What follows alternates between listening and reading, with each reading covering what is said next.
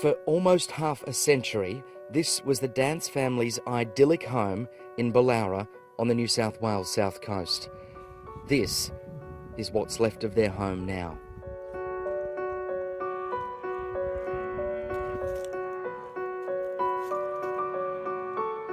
I'm holding up really well because I'm alive, and my boys are alive, and my husband alive, and that's the big thing.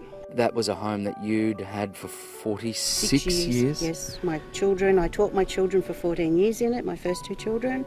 Had a lot of beautiful memories. It's just a house really at the end of the day. No one can take your memories away. It's an amazing sense of perspective.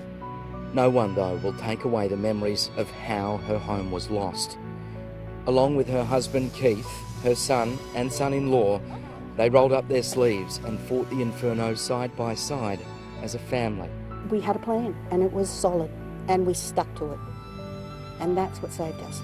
But no plan could prepare them for what they would confront. The thing was that it didn't come on one side, it came on a full 180. It came from two different sides. There was two different fires that merged, and it firestormed. As soon as it started to hit the house, a cloud came in that was so dark. The darkness is terrifying because you can't see more than a few feet in front of you. The noise is ferocious. It's like a freight train coming towards you. It's ferocious. And the heat is, to be honest, I'm still trying to work out why we weren't vaporised. If that fails to make it clear, this was no ordinary fire. I had been advised before, we knew which way they tended to travel, but this was a whole different animal. This animal came through with malevolence, and it felt like it wanted to tell us that, you know, you can bitch about the planet, but I am the planet. Wow. And I am going to make you pay for anything you do. That is one of the more terrifying ways I've heard this fire described, almost as an entity. You're giving it a personality. It felt like an entity. Once Deb had safely accounted for her own family here, she discovered the unthinkable. One of her neighbours hadn't made it out alive. He was a 72-year-old man who lived alone and died in his car as he tried to outrun the flames. Deb had the harrowing task of identifying his body and working with forensic teams as they arrived by helicopter to retrieve his body. A tormenting reminder of just how close she and her family came. And I must admit, my biggest problem for me was how guilty I felt that they'd risked their lives for us. I'm sorry, Deb. I know that they don't feel that way, that their father and I could never forgive ourselves if anything had happened to them.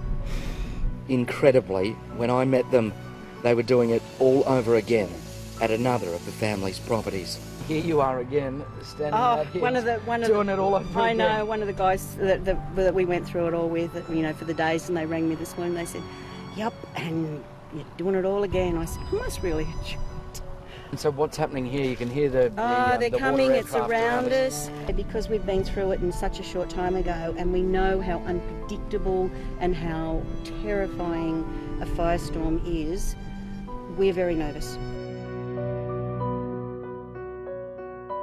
I don't know how you define okay in a disaster like this, but I want to ask you, are you okay?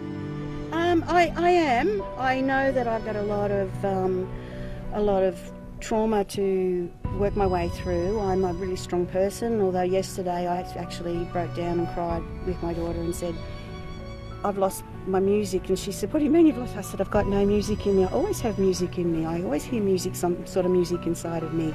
And I had no music left, and I felt very flat.